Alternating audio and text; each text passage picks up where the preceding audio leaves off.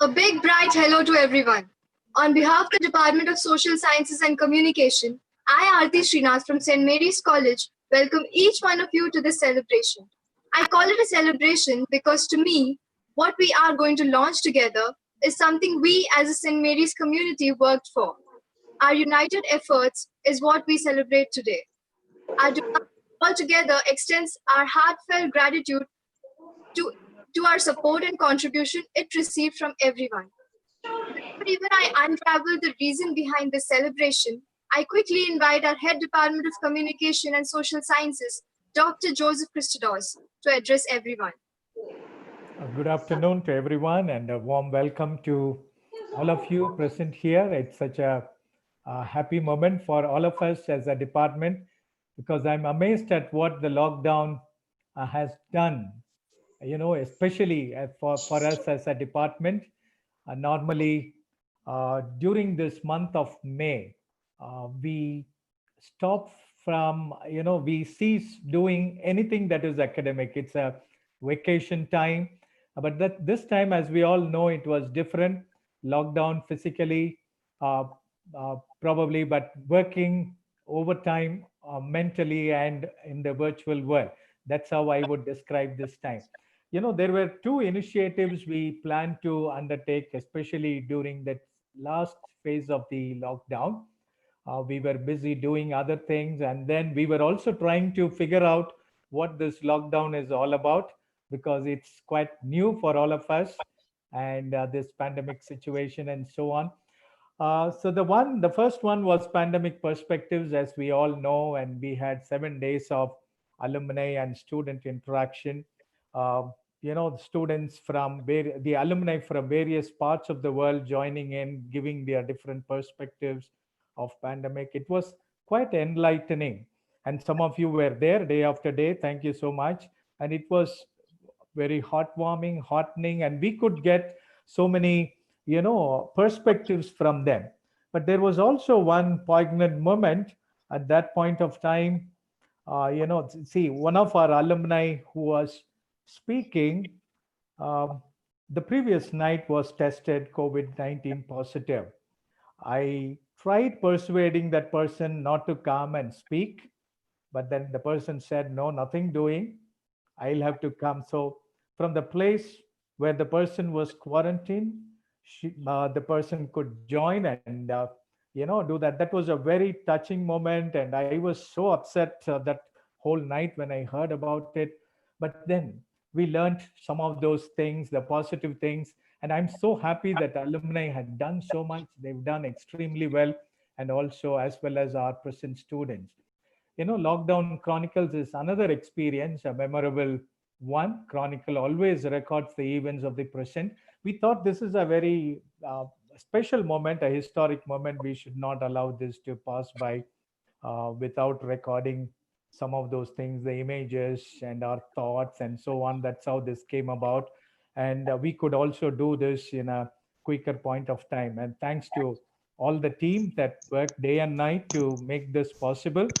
I'm sure the articles and the poems and the images there would be a kind of memorabilia and an insight for the future generation. And we also look forward to the next initiative that is having a sort of certificate course, and we are working on it. So I'm so happy, and I'm also so thankful to the principal for all his support and encouragement. I also take this moment to thank the whole team, and especially Arpita, Amlan, and the students who worked, with us as a team all the time. And I also want to welcome each one of you to this time that where principal would address us briefly, and then he would release the uh, chronicle. Thank you so much. Welcome everyone. Thank you so much, sir. Someone who puts in her heart and should into whatever task is assigned needs no more introduction. Let me invite our vivacious editor, Gayatri, the president of Vox Populi, and most importantly, a second-year student of BA Mass Communication, who is presently in Budapest as a part of a student exchange program, will now share her experience about the making of Lockdown Chronicles. Thank you very much, Aarti. And thank you so much for giving me this opportunity to sum up everything we were doing for the lockdown chronicles to come together. So it all started because I am the editor in chief of Campus Tribune also. So I always had in the back of my mind that there should be a e-chronicle. And I told ma'am about it that we should do it, but she said it might take a little time. Let's wait. But then the idea just popped up, and then we thought, let's do this because it's something which we are experiencing right now is something really life changing, and it's something which never has happened before. So I think it's really important to share some spotlight on the events which happened during that time. So this lockdown has concocted so many stories, and it is worth retelling. So we all of us, many of them who we asked to contribute, where many of them even volunteered to contribute things to be added in the chronicle. And when the editorial team came together, we read each and every story, and I must say that it was really heart touching. It was light-hearted. It also had a sense of misery, or some sadness in it, and there was a lot of happiness, and people were coming together, and there was just too many emotions in that one document while I was editing it. So in the end, it was really difficult for all of us to coordinate because we were at our houses and we cannot meet each other. So we had to schedule multiple Zoom meetings. We designed the chronicle while having the screen shared. So this was an experience which I think I would have never experienced if this lockdown wouldn't have happened. And I thank everyone who has contributed into this chronicle and who have kept their days and nights. They have totally given their time into this chronicle. So thank you for everyone for your contribution. And the one thing which motivated me, I would like to say in the end, is that the kind of effort which was shown by everyone, it just made me think that I should not stop myself from editing this. I have to finish this and take it to the finish line at any cost. So that was something which motivated me, which brought this chronicle together. And I would like to request everyone to please take out a little time for yourself and read the entire chronicle, because each and every story has a shred of hope in the end. Thank you very much. Lovely, Gayatri. Thank you so much. Yeah, well, Now, the reason St. Mary's enjoys the vibrance that lights up the entire college. I take pleasure and honor in inviting our principal, Mr. Matthew George, to address and launch the Lockdown Chronicles, our e-publication.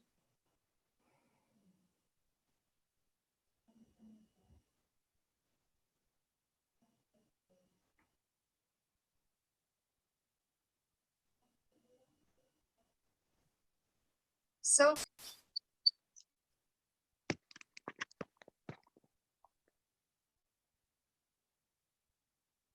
Is sir there? No, I think sir logged off by default. He's not there in the participant. No, he's there. I s Yeah, sir has come. Good afternoon, everyone. Am I audible? yes, sir. yes, sir.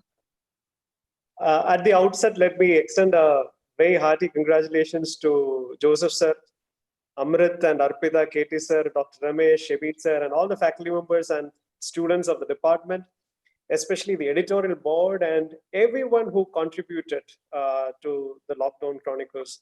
Uh, I'm naming people: teachers, Yamini, Mercy, Michael sir, Jyotsna ma'am, Maitri ma'am, members of the BA alumni, Piyush and Sandeep Kishan, our dear students, President Murali, Aditya, Sai,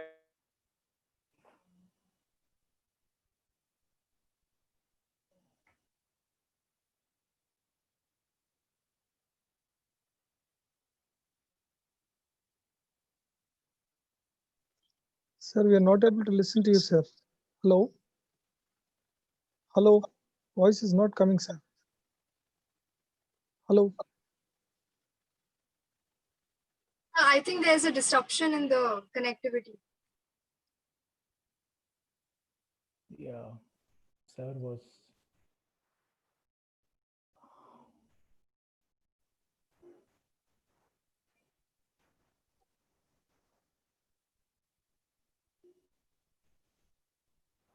sorry, as sir comes back to the connectivity, it's such a good experience, as Gayatri said, for all of us to come together working, over Zoom.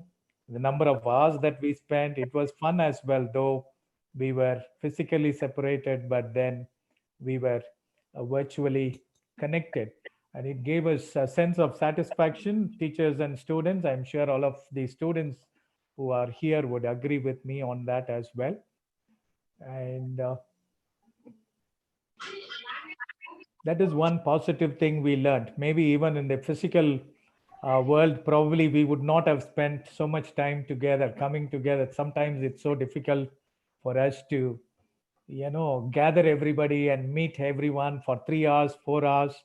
I think the time we were finalizing, I think we spent about close to 4 hours, Arpita, on Zoom, meeting after meeting, that last day. Yes, Almost sir, 3 hours. almost Yes. 3. Yeah. We are just waiting, we keeping the chat on in order for principal to come back. The moment he gets the Yes, sir is back. connection back, we would hand it over to him. The happy thing is also the alumni who was tested positive has recovered and gone back to work yesterday. So that is the That's positive good thing. news. Sir, over to you, sir. We were just keeping the conversation going. I'm really sorry. I do not know what is It's happening okay. because I've logged in from the college Wi-Fi and it kept dropping. This morning also we had the same issue. Yes. I hope I'll be able to complete this without further glitches. So I hope I've not missed out on anyone. I named each one because this is not easy to do. Writing is almost a lost art these days, and there aren't too many people who do it well these days. Of course, it also make it a very valuable skill to have, and I'm glad so many of you were part of this project. Uh, the other the other reason why I named each one is also because I couldn't do my part for want of time, and I feel guilty about it. I hope Arpita has forgiven me for it by now, and I'm saying this because I honestly believed that I could bring out a different perspective. Alas, that just didn't happen. I'm also glad there is a poetry section in this, as prose cannot often do justice to the entirety of this experience. And while I'm tempted to say a once in a lifetime experience, I'm not a stargazer to make such claims anymore. And I also do not want to use the phrase new normal anymore because each day seems to suggest a new normal these days. One interesting example that I have is, people asking, how do you spend time during, because the experience of different people are so varied. There are people who are struggling to spend time, and then there are people who just don't have time, where their work schedules have actually got stretched. So the reality is that each one has a totally different experience. And the strangest thing that I felt about some of these is, so people who are struggling to spend time or to do things which are not boring assume that others are also in the same boat. Whereas people who are stretched, their timelines are stretched, they assume that everybody else's timelines are stretched as well. So this is an interesting thing that I found. But from what I can see from the various articles that I've read through and the poems that I've seen, I think most people have, the varied experiences have been brought in, and so this is something that I'm happy about. I mean, imagine my trying to describe a book that I'm currently reading. And if I say it weighs 200 grams, it is 20 centimeters long and 15 centimeters broad, it has 196 pages, it is printed on white paper with black ink, and it has several images in some of the pages and so on. Well, I can go on and say everything, yet nothing that most of you would want to know about the book. Nothing of its contents, nothing about the author's perspectives, nothing about the thought contained in the book. I can do that. But I was going through the articles that are there. That's not how any of you have written. Most of you have written from a personal angle, What is and this? I could connect to it. So I found the whole experience very meaningful. Reading was very meaningful. As Aarti said in earlier, this is a celebration, and it is in that spirit that I'm joining all of you in launching this Lockdown Chronicles. Um, it is in that spirit. And so here it is. I hope you can see it. Congratulations to all those who are part of it. It has come out really, really well. I'm really proud of the initiative of the department. And here it is for all of you. Joseph sir, I request you to take it forward from here. Thank you, sir. Are you just giving a glimpse of it, sir? Yes, you can run down the... Yeah, I'm doing that. So we have about 19 articles and 7 poems. Yes. It starts with the loneliness epidemic from Aditya. And then I think it is, okay. Images over isolation project details, I think photo essay by Amrit.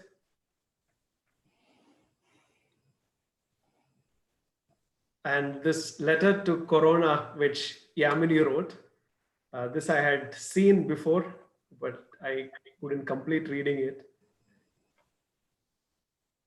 And then the language of the pandemic, Joseph sir. I mean, this is something which is very interesting because the language is something that has got influenced by this whole experience. Pandemic Chronicles by Mercy. Then we have, Michael's one on essentials. It's a survival code.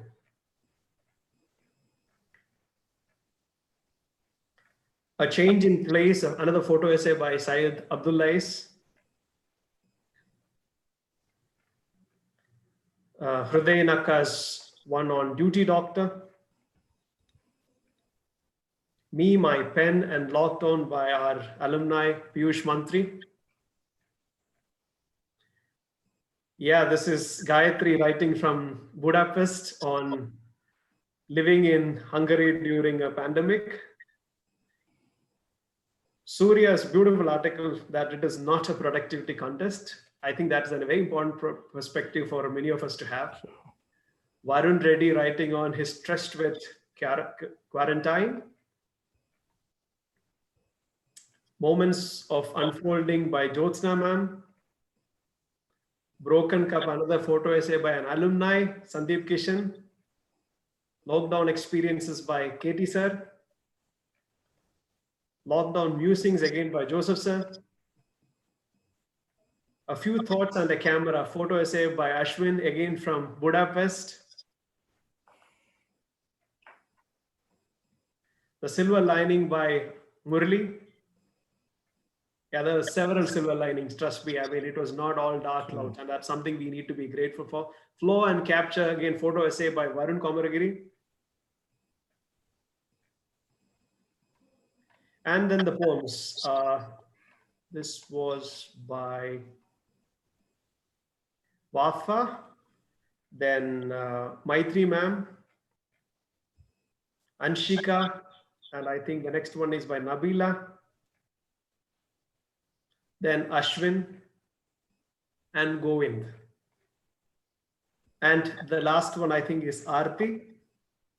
Yeah, I think that's a lovely culmination of the entire thing. And here is the editorial team. I think we all should give a big round of applause to the editorial team.